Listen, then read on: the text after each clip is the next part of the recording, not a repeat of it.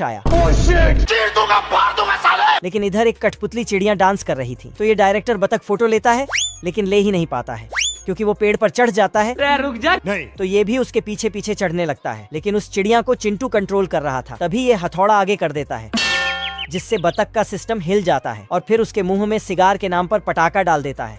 बाल बाल बच गया रे देवा। तो ये साला पीने लगता है, लेकिन तभी खत्म। क्या करूं? चिंटू पेंसिल से दरवाजा बनाकर भागता है, लेकिन ये अरे बाप रे।